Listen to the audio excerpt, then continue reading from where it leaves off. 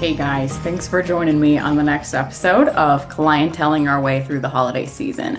We're going to jump into a conversation that I had with Josh and John today about customer profile enrichment once you already have that customer information that you captured from kiosk mode or however you captured it in your store. So let's get into it.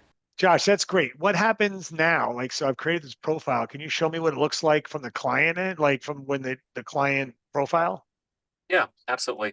So once you've created a client, those will all live underneath your client Mm, profile tab right here, right? So any customer also, they'll just highlight right here on the left-hand side, any customer that you are assigned to will show up here on the left-hand side. You can toggle between all your clients. You can see all of your clients in your store by switching between my clients and all clients right here. And then you can easily search by name. You can search by phone number. You can filter by tags, different things of that nature. But once we're on a customer profile, here's a blank one just for our training purposes for this podcast. But let's talk about enriching that profile, right? Is there anything in particular, John, that you wanted to see or dive into first when we're Oh, when we're let's talking let's about click. enriching it? Let's role play. So click on me. Yep. Click on my profile. My So favorite So click part on about this. no, it's Sorry. literally click on. Go ahead. Oh, sorry. I was just gonna make a silly little side note, fun little thing. If you look under John's name, Cedar's Fine Jewelry. For those of you who don't know, Cedar is Josh's dog. Isn't that the cutest thing ever? That's the best. Ah, The best for a test account. Always use your pets when you're testing. Anyway, that's carry so on. always. funny. So Josh, when's my birthday? When is your birthday? I don't know. I don't have it. We When don't is your know. birthday, John? There you go. So this is where it gets to be fun, right? Because this is not an interrogation, but this is a conversation. And you're going to hear me say it a million times. It's not an interrogation. It's not a it's just a conversation. And Gabrielle, you're not a salesperson, but you I'm are, not. right? But you are. So if you and I were chatting and I was in the store and I was looking for something for my wife's birthday, like how would we get some of this information as part of the conversation? Yeah, so you're shopping for her birthday. Yeah. I would be saying, "Oh, it's so funny. My husband and my birthday, we're only 6 days apart. How close are your birthdays apart?" Boom, you're Yeah. starting to get your birthday. Like Yeah.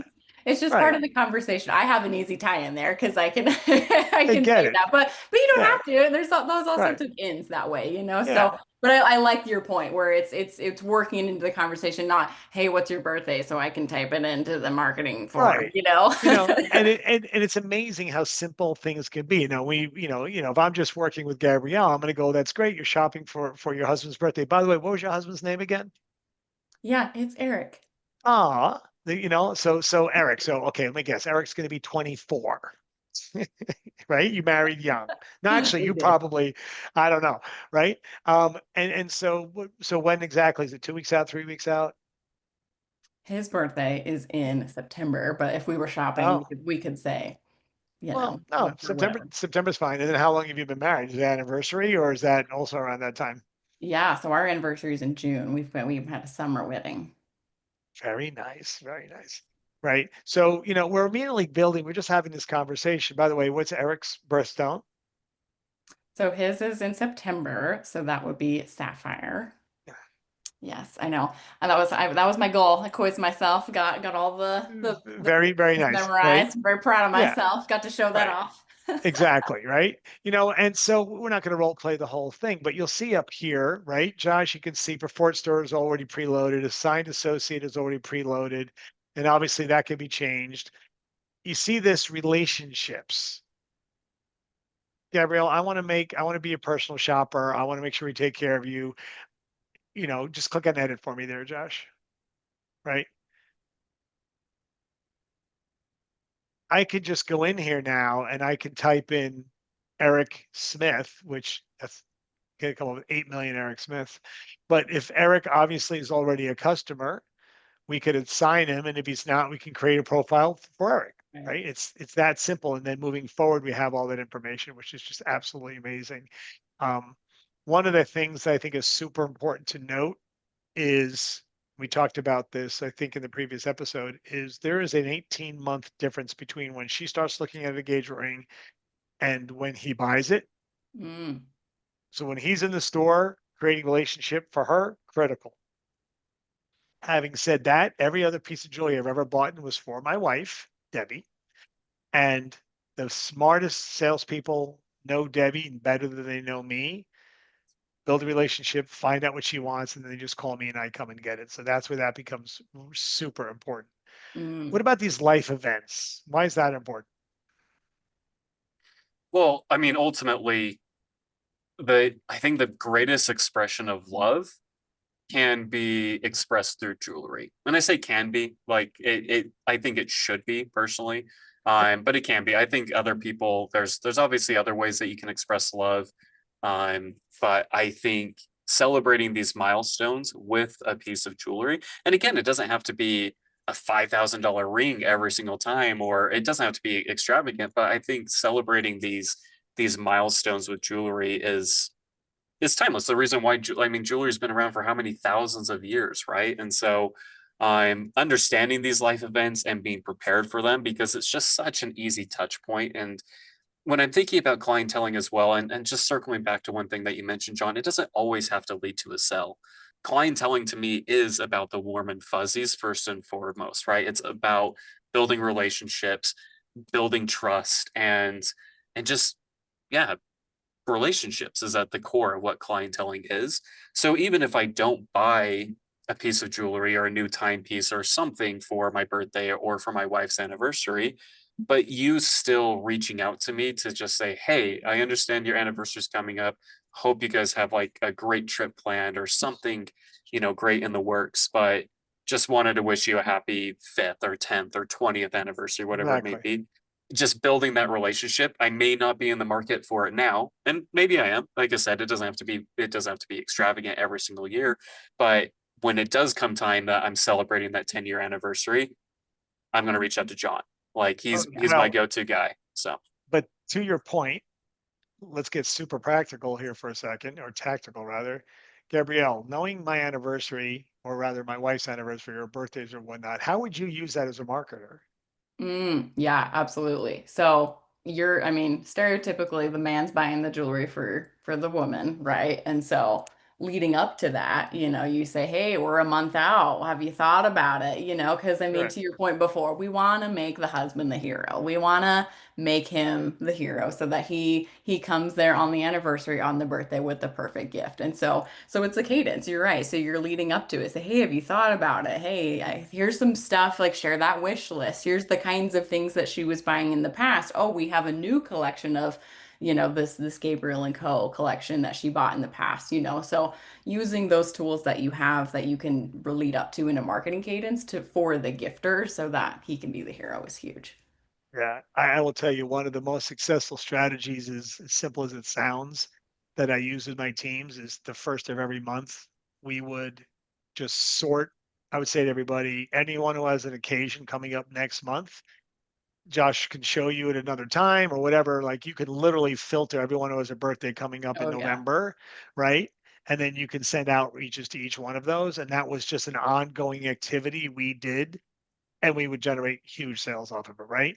Oh And yeah. then the marketing team created assets for us, so we could use those assets in a template, Mm-hmm. but I could still personalize it, and it just created so many different revenue Yeah, generators. yeah. And to Josh's Um, point, where it doesn't lead to a sale, my dad, he's going to be, my parents are going to be living in the house that they're living in probably until they die. They love the area, but they get a Christmas letter from their realtor that sold them the yeah, house. He tells yeah, me, I'm probably not going to buy a new house, but if I am, it's going to be from her because he sent, exactly. that Christmas letter, it's all it takes. And so it's same thing with jewelry, Yeah. sending out those messages that building that relationship so that they are top of mind. So when they are ready. So here's what I would say about profile enrichment, right? Be curious.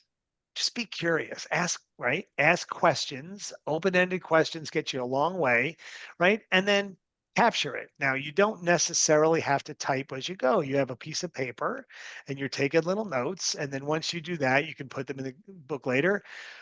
But that will add to so much rich conversations the next time you're showing them, but also give the ability to do outreach in a timely manner. So, Josh, what I'm seeing here is Becca Liebler. So, full disclosure, this is my daughter. Um, and off camera, Gabrielle asked me, is she a Becca? She's either a Becca or a Rebecca, never Mm. a Becky. No offense to the Beckys of the world. And it's very much situational. Oh, yes. I Yes, right. understand. My husband calls me Gabs. My full name is Gabrielle, but he's the only one who gets to call me Yeah. that. It's interesting. I struggle not calling you Gabby I know this is because so easy.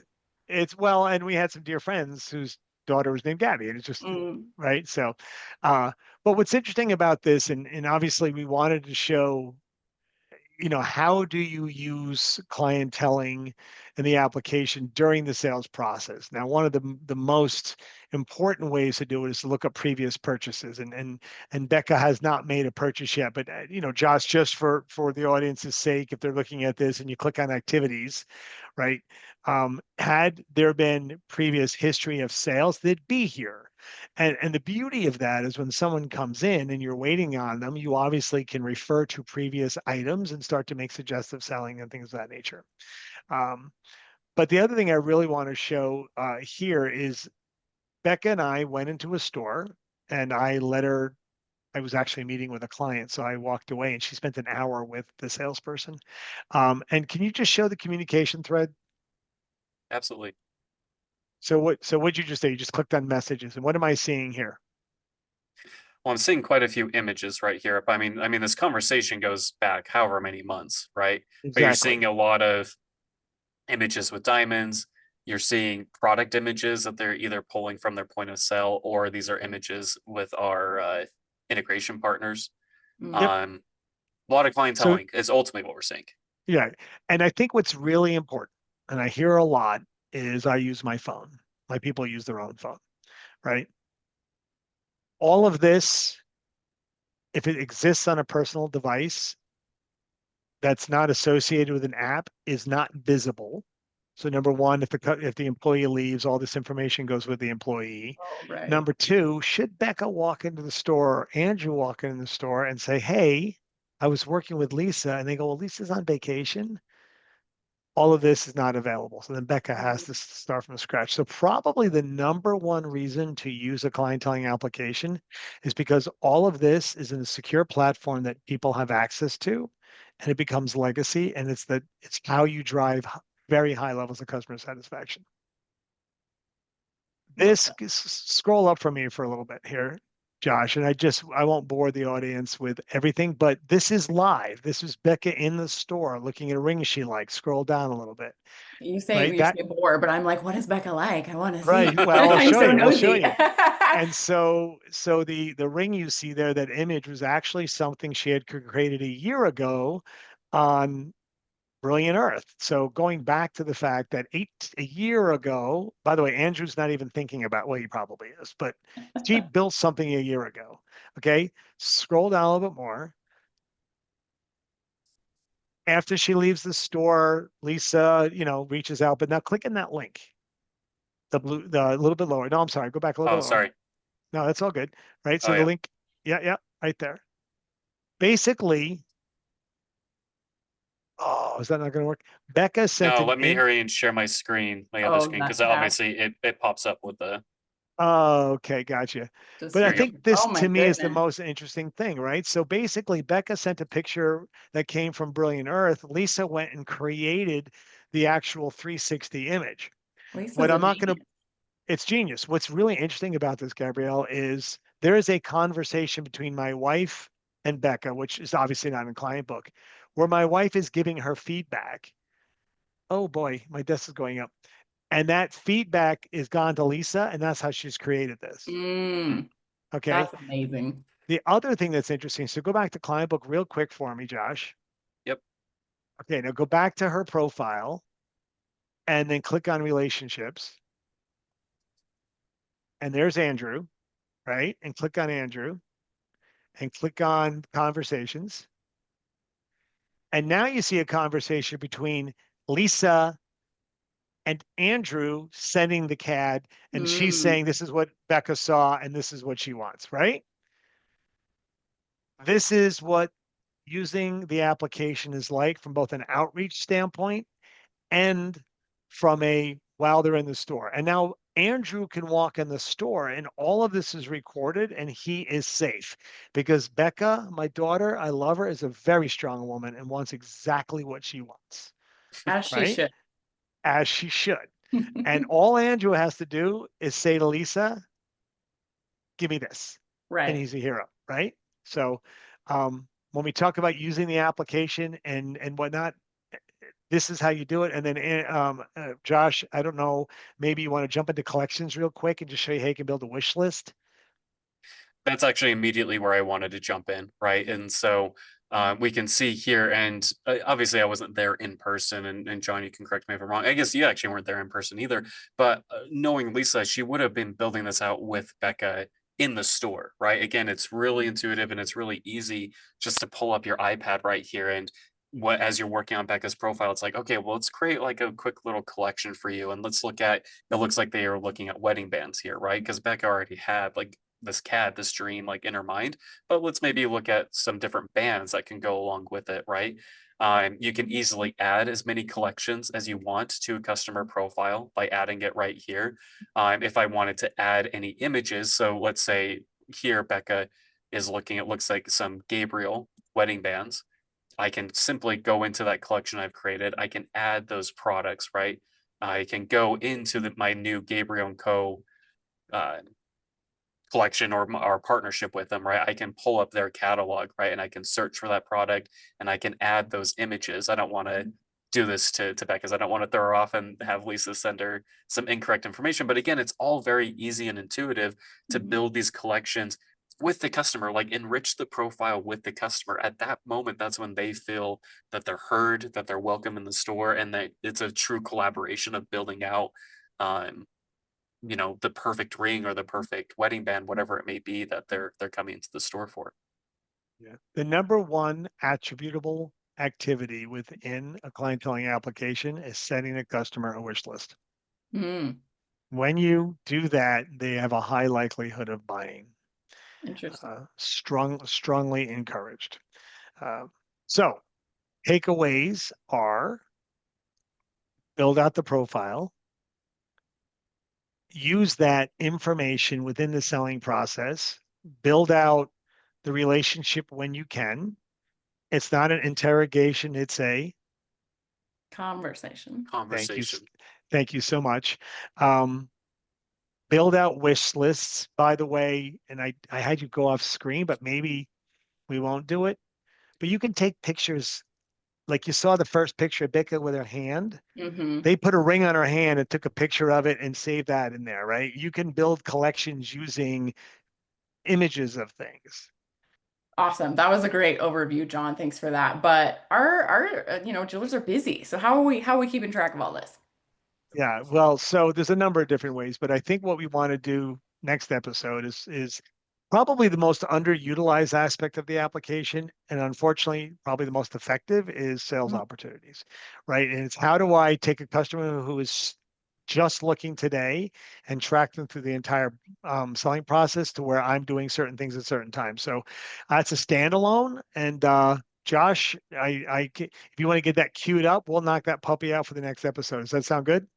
Well, it sounds great. And I mean, just a little, I'm going to put on my nerdy glasses on because I've got some data. Sorry, I don't want to insinuate, but these are my nerdy glasses.